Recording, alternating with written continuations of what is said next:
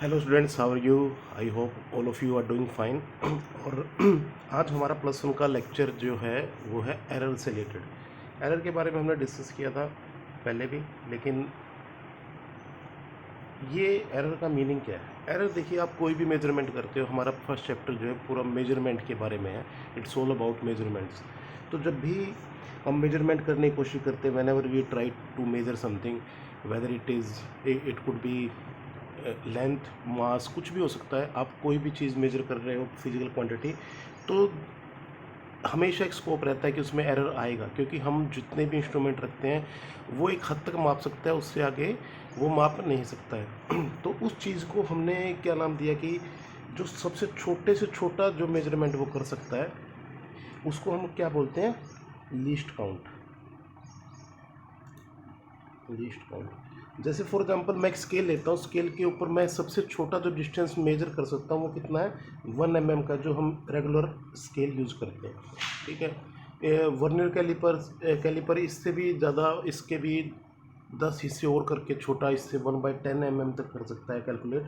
तो ये आप इस तरीके से इंस्ट्रूमेंट टू इंस्ट्रूमेंट वेरी करता रहेगा, लेकिन फिर भी अगर इससे भी छोटा डिस्टेंस हो तो क्या करेंगे? तो वहाँ पर गलतियाँ होने की संभावना पूरी रहती है, क्योंकि एग्जाम्पल बताता हूँ इसके लिए आपको अच्छे से। देखिए, आप जब भी कोई वीडियो देख रहे हो, मान लेते हैं यूट्यूब पे आप इसी वीडियो को देख रहे हो, आप एक अंदाज़ा लगाने की कोशिश करना कि ये वीडियो कितना टाइम हो चुका होगा। उस रेड कलर की लाइन चलती रहती है साथ साथ में, कितना फिनिश हो चुका है इतना। आप जब भी अंदाज़ा लगाने की कोशिश करेंगे तो आपका अंदाज़ा आपको लगेगा कि अगर मान लीजिए वीडियो 10 मिनट का है और आपको लगेगा, महसूस होगा, यार ये आधे में तो आ ही गया होगा, ये लाइन है। लेकिन आप देखोगे तो हो सकता है वो 4 मिनट हो, और हो सकता है वो 6 मिनट हो, 5 पे ना आया हो, लेकिन आपका मन कहता है कि यार ये तो 5 पे होगा। तो इस तरीके की जब हमें गैस करना पड़ता है, क्योंकि देखिए, आपने एक मेजरमेंट करने की कोशिश की, ये दो ग्रेजुएशन ग्रेजुएशन बोलते हैं उस पर निशान जो लगाए होते हैं, ये आपने दो ग्रेजुएशन बनाई हुई है स्केल के ऊपर। आपकी कुल लेंथ आ गई है इतनी लंबी, ये 2 सेंटीमीटर पे, ये 3 सेंटीमीटर पे है। अब आपको ये पता है कि ये लेंथ 2 सेंटीमीटर से बड़ी है पर 3 सेंटीमीटर से छोटी है। अब वही वाली बात है, अंदाज़ा लगाने की कोशिश करोगे तो आपका मन ये कहेगा कि यार ये आधे में से भी ज़्यादा पार कर चुकी है, तो मैं इसको 2.5 प्लस मान सकता हूँ।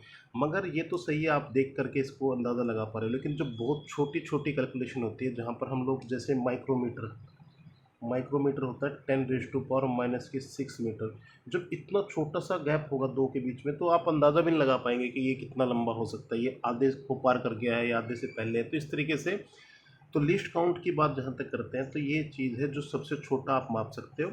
जो सबसे छोटा मापोगे, मान लेते हैं इसका लीस्ट काउंट कितना होगा? 1 सेंटीमीटर, इसकी बीच की दूरी। अब इस 1 सेंटीमीटर के बीच में अगर कोई भी लेंथ आएगी तो उसके बारे में आप श्योर नहीं हो, तो लीस्ट काउंट एरर क्या होता है? वो भी आपका यही रहेगा कि कितना एरर हो सकता है इसमें। 1 सेंटीमीटर का एरर हो सकता है, मतलब कुछ चीज़ हो सकती है वो यहाँ पर ही हो, और हो सकती है इतनी लंबी भी हो, मतलब ऑलमोस्ट पहुँचने वाली है 3 पे। आप अंदाज़ा नहीं लगा सकते। यहाँ पर आप कहोगे नहीं, मैं अंदाज़ा लगा सकता हूँ, क्योंकि देखिए यहाँ पर से तो मैं कह सकता हूँ कि 2 के पास है, और यहाँ होगी तो 3 के पास कहूँगा। लेकिन मैंने आपको कहा कि जब बहुत ही छोटे डिस्टेंस होते हैं वहाँ अंदाज़ा भी नहीं लगाया जा सकता, ना आप देख करके अंदाज़ा लगा सकते हैं वहाँ पर। तो वहाँ पर एरर किसी भी लेवल का हो सकता है। वो हो सकता है कि बिल्कुल 2 सेंटीमीटर हो जो आपकी लेंथ हो, और हो सकता है वो बिल्कुल 3 सेंटीमीटर पे पहुंच चुकी है या 3 माइक्रोमीटर पे पहुंच चुकी हो।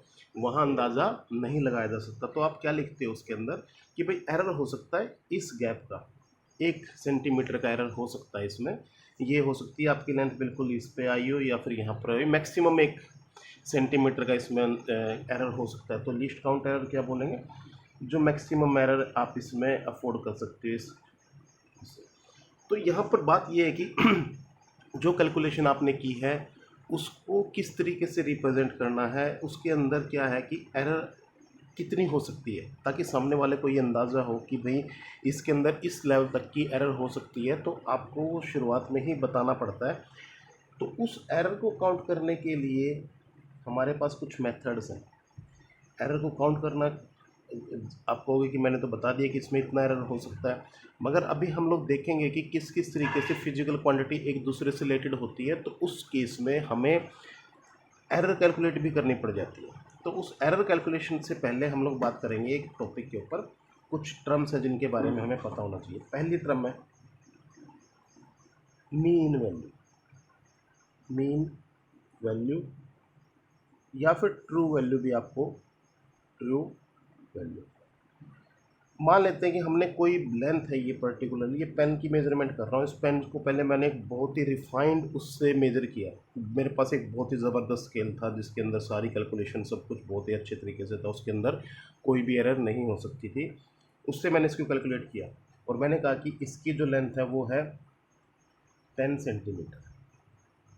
ठीक है, अब मैंने क्या किया मेरे पास 2 या 3 इंस्ट्रूमेंट और हैं जिनसे मैं इसकी मेजरमेंट करने की कोशिश करूँगा दोबारा फिर से। अब ये जो वैल्यू आई है ये आपको गिवन है, ऑलरेडी गिवन है।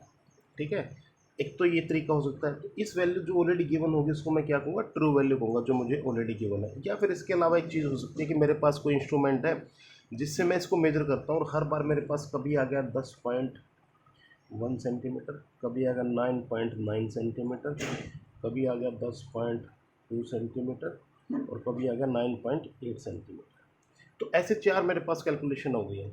अब मैं क्या करूँगा कि मुझे पूछे कि ट्रू वैल्यू क्या हो सकती है इसकी, तो मैं क्या करूँगा, इसका मीन ले लूँगा। मीन के लिए क्या करूँगा, इन सबको जोड़ दूँगा, प्लस कर दूँगा, तो और डिवाइड कर दूँगा किससे, 4 से। तो मेरे पास ये मैंने आसान कैलकुलेशन ली है, तो इसलिए मेरे पास एक वैल्यू आ गई जिसकी वो कितनी होगी, 10 सेंटीमीटर आ जाएगी इस केस में। तो उस केस में मैं इस मीन वैल्यू को भी कंसिडर कर सकता हूँ एज ए ट्रू वैल्यू। तो मैं क्या कहूँगा कि मैं मान लेता हूँ कि इसकी जो लेंथ है वो कितनी है, 10 सेंटीमीटर है।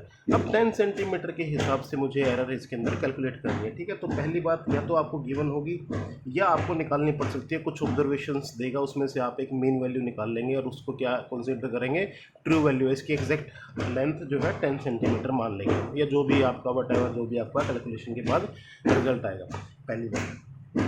दूसरी चीज़, अब बात करते हैं एरर की। आपने मीन वैल्यू निकाल ली, अब बात करते हैं एरर की। पहली मेजरमेंट की आपने क्या किया, 10 सेंटीमीटर का माइनस 10.1 सेंटीमीटर, तो कितना आ गया, 0.1 माइनस सेंटीमीटर। ये आपके पास एरर आई पहली कैलकुलेशन। दूसरी कैलकुलेशन की 10 माइनस 9.9, ये आ गया प्लस के 0.1 सेंटीमीटर। तीसरी कैलकुलेशन जब आपने की थी तो कितना आया था, 10 माइनस 10.2 माइनस के 0.2 सेंटीमीटर और 10 माइनस 9.8 प्लस के 0.2 सेंटीमीटर। तो आप कह सकते हो कि आपने 4 ऑब्जर्वेशंस जो की थी उसमें ये एरर रहा। यहाँ पर आप देखेंगे कि आपके पास जो एरर है उनके साथ एक साइन जुड़ा हुआ है। तो आपसे पूछा कि टोटल एरर इसकी कैलकुलेट करते हैं कितनी हुई होगी, टोटल एरर की बात करते हैं। तो जब मैं इसको जोड़ने जाऊँगा तो 0 हो गया, तो 0 वाला समस्या हो गई अब। ठीक है ना, तो इसके लिए हमने क्या किया, एरर के साथ एक वर्ड जोड़ा, एब्सोल्यूट एरर।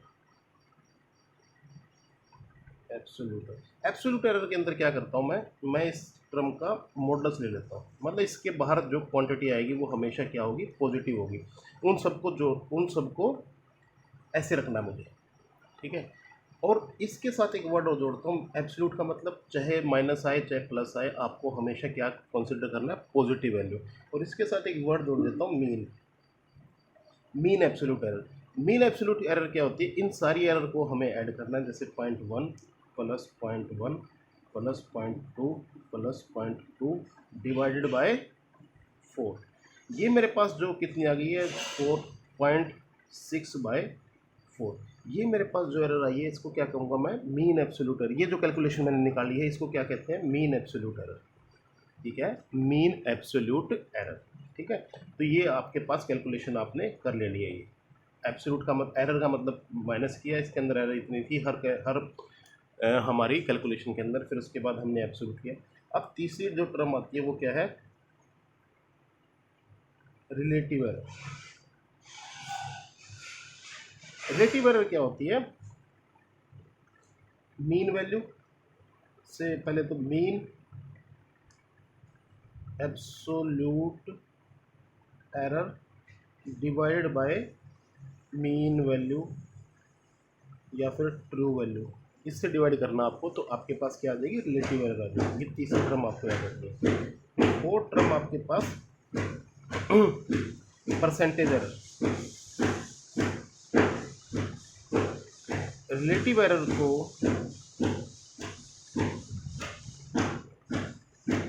गुना कर दीजिए आप 100 से, जो वैल्यू आएगी उसके साथ परसेंटेज लगा देना है आपको, तो वो जो वैल्यू आएगी वो क्या होगी आपकी परसेंटेज एरर। तो इस तरीके से हम लोग इन एरर के बारे में बात करते हैं। मीन वैल्यू या ट्रू वैल्यू क्या है, या तो आप इनका सम करके इसकी मीन वैल्यू निकालेंगे, एवरेज निकालेंगे, या फिर आपको गिवन होगी एब्सोल्यूट एरर।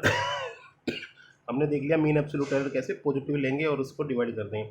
रिलेटिव एरर क्या होती है, मीन एब्सोल्यूट एरर डिवाइड करें, जो भी ये टर्म आएगी उसको डिवाइड करना है इससे। जैसे फॉर एग्जांपल इस केस में क्या होगा, 0.6/4 डिवाइड बाय 10, तो ये आपका रिलेटिव एरर आएगा। और यहाँ पर क्या आएगा, 0.6 डिवाइड बाय 4 10 इंटू 100। तो ये आप इस तरीके से इसको देख सकते हो करके कि भाई ये जो भी टर्म आएगी ये आ गई 0.6/40, नहीं हाँ 0.6/4 इंटू 10, ये 6/4 आ गया, 6/4 ये कितना आ गया 1.5%। तो इस तरीके से आप इसको कैलकुलेट यहाँ पर कर सकते हो। आई होप कि आपको ये बात समझ में आएगी। तो ये बातें हमें देखनी है इस लेक्चर के अंदर। नेक्स्ट लेक्चर में हम लोग बात करेंगे निकालते कैसे इस एरर को कुछ एग्जांपल्स के साथ। Thank you very much.